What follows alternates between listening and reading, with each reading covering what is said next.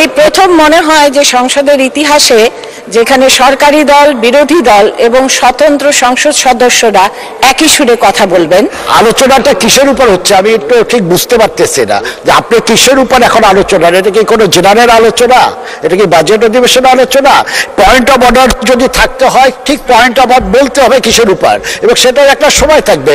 আপনি একটা পয়েন্টের অর্ডারের উপর যদি আধা ঘন্টা একজনকেই বক্তব্য করার সময় দেন তাহলে তো সংসদের নীতিমালা, কার্যপ্রণালী, বিধি এগুলি কোনোটাই মানা হচ্ছে না।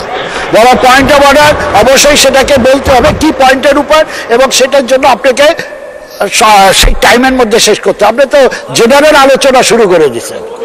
আনাগার বাহিনীর সদস্য তারানা হালিম, এক অনুগ্রহ করে স্বল্প সময়ের মধ্যে আপনি কথা বলুন। খুব স্বল্প সময়ের মধ্যেই কথা বলবো। বাম দিকে ছিলাম, এখন সহজ সুধা গেছি। এই প্রথম মনে হয় যে সংসদের ইতিহাসে যেখানে সরকারি দল, বিরোধী দল এবং স্বতন্ত্র সংসদ সদস্যরা একই সুরে কথা বলবেন। কারণ একটি কথা আছে, সত্য যে কঠিন তারপরে সত্যকে ভালোবাসিলাম। বঙ্গবন্ধুর ভাষণটি যদি শুনে থাকেন, বঙ্গবন্ধুর যারা সৈনিক আছেন, যারা বঙ্গবন্ধুকে ভালোবাসেন, তিনি বলেছিলেন চোরা কারবারি, এই যে মানি লন্ডারিং, এই যে কালোবাজারিতে আমার পিঠ দেয়ালে ঠেকে গেছে। যেখানে আমাদের নেতা, যিনি আমাদের তার জীবনের চেয়ে বেশি ভালোবেসেছেন, তিনি এই অসহায়ত্ব ব্যক্ত করে গিয়েছিলেন তার মৃত্যুর কিছুদিন আগেই তার বক্তৃতায়। আমরা যদি বঙ্গবন্ধুর সৈনিক হয়ে থাকি এবং সত্যিকারের সৈনিক হয়ে থাকি, একটি টাকা ঘুষ খাবার সময়ও আমাদের মনের ভেতরটা চুরমার হয়ে যাওয়ার কথা, আমাদের তার পথ থেকে সরে যাওয়ার কথা।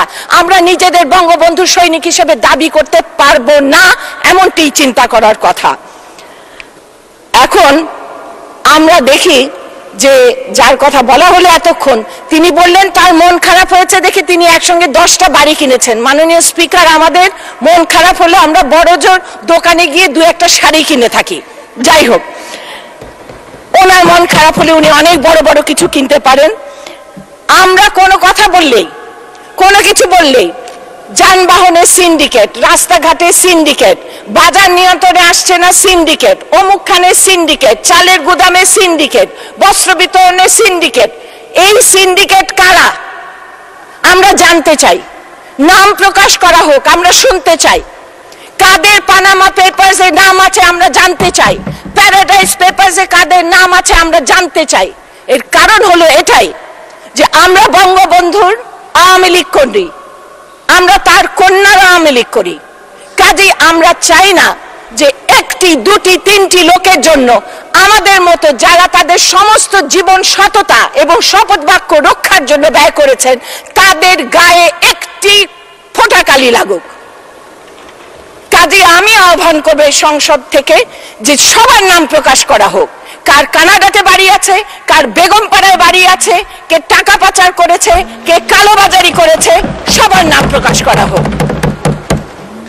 মাননীয় স্পিকার, একটু আগে আমাদের পরম শ্রদ্ধেয় টাঙ্গাইলেরই লতিফ চাচা, ওনাকে চাচা বলে এটাকে উনি বলে গেছেন। আসলে আমাদের ইশতেহারে যদি দেখবেন গুড গভর্নেন্সের কথা বলা হয়েছে, সেই গুড গভর্নেন্সের মধ্যে কারাপশন ফ্রি গভর্নেন্স একটা আছে, এবং কিভাবে টাকা পাচার রোধ করা যায় সেই কথাও কিন্তু আছেন। আমরা বিষয়গুলো অ্যাড্রেস করার জন্যই কিন্তু এই ইশতেহার প্রণয়ন করেছি এবং সেই অনুসারে আমরা কাজ করেছি। কিন্তু প্রবলেম হচ্ছে যে যখন শাখের করাত কাটে তখন এদিকেও কাটে ওদিকেও কাটে।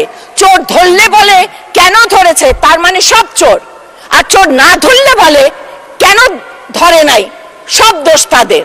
কাজে একটা প্রশংসা অন্তত করেন যে আমরা শুরু করেছি এবং এটা শেষ নিশ্চয়ই আমরা করে ছাড়বো। সর্বশেষে আপনাকে, যেহেতু আপনি ছোট করে বলতে বলেছেন আমাকে, আমি জাতির পিতা বঙ্গবন্ধু সে একটা কথাই আমি বলতে চাই, আত্মসংযম করো, আত্মসমালোচনা করো, আত্মশুদ্ধি করো। আমার বিশ্বাস আমাদের এই পার্লামেন্টের মধ্যে যারা এই সিন্ডিকেটের মধ্যে পড়েন, আত্মসমালোচনা করেন, আত্মশুদ্ধি করেন, আর যারা এই সিন্ডিকেটের মধ্যে না পড়েন, অনুগ্রহ করে সাধারণ জনগণ যেন কখনো সবাইকে এক রঙে রঞ্জিত না করে। কারণ অনেক সৎ মানুষ আছে যারা তাদের সততার জন্য আজকে এখানে প্রতিষ্ঠিত আছেন এবং আজকে এখানে আছেন। কাজেই আমি সেই আপনি কিছু বলতে চান? হ্যাঁ, মাননীয় স্পিকার, মাননীয় স্পিকার, আলোচনাটা কিসের উপর হচ্ছে আমি একটু ঠিক বুঝতে পারতেছি না যে আপনি কিসের উপর এখন আলোচনা, এটা কি কোনো জেনারেল আলোচনা, এটা কি বাজেট অধিবেশন আলোচনা? পয়েন্ট অফ অর্ডার যদি থাকতে হয় ঠিক পয়েন্ট অফ অর্ডার বলতে হবে কিসের উপর, এবং সেটার একটা সময় থাকবে। আপনি একটা পয়েন্টের অর্ডারের উপর যদি আধা ঘন্টা একজনকেই বক্তব্য করার সময় দেন, তাহলে তো সংসদের নীতিমালা, কার্যপ্রণালী, বিধি এগুলি কোনোটাই মানা হচ্ছে না। বড় পয়েন্ট অফ অর্ডার অবশ্যই সেটাকে বলতে হবে কি পয়েন্টের উপর, এবং সেটার জন্য আপনাকে সেই টাইমের মধ্যে শেষ করতে। আপনি তো জেনারেল আলোচনা শুরু করে দিচ্ছেন, এবার কোন ধারায় বলতেছে। তাই আপনাকে আমি অনুরোধ করবো যে পয়েন্ট অফ অর্ডার দেওয়ার, যেটা আমরা এখানে অনেক এমপিরা আজকে এখানে বসে আছেন, অনেকে মূল্যবান সময় আছে, কিন্তু আপনি যদি পয়েন্ট অফ অর্ডারের উপর সাধারণ আলোচনা শুরু করে দিচ্ছেন। ধন্যবাদ মাননীয় স্পিকার। চিফ হুইপ সঠিক কথাই বলেছেন, তবে পয়েন্ট অফ অর্ডারের নিশ্চয়ই আমাদের একটা আইন আছে, রুলস আছে, রুলস অফ প্রসিডিউর আছে। সম্মানিত সদস্যরা, অভিজ্ঞ সদস্য আছেন, তাদের তো সে অনুযায়ী কথাবার্তা বলা দরকার। এটা যদি সে দীর্ঘদিন পার্লামেন্টে পড়াশোনা বলা, সেক্ষেত্রে তো আমরা একটা রেওয়াজ তৈরি করেছি। তার মানে এই নয় যে আমি একটা বিষয়ের উপর বলবার জন্য আমি সময় ক্ষেপণ করব। আমার তো অনেকটা সীমাবদ্ধতা থাকে। কাজে আমি বলবো, আমাদের সরকারি দলের চিফ হুইপ আছেন, বিরোধী দলের হুইপ চিফ হুইপ আছেন, তারা তো মানে সদস্যদের সাথে ইন্টারাকশন, কাউন্সিলিং করতে পারেন। পয়েন্ট অফ অর্ডারে আমরা কে কি বলবো, কি বিষয় বলবো, আমরা চেয়ারের পারমিশন নেই, অনুমোদন নেই। আমরা একটা কনভেনশন তৈরি করেছি, সুযোগটা দেওয়া হচ্ছে, সুযোগের সদ্ব্যবহার করা দরকার। সবাইকে আমি আন্তরিক ধন্যবাদ জানাই। আমি আশা করি লাস্ট বক্তা তিনি বক্তব্য শেষ করেছেন।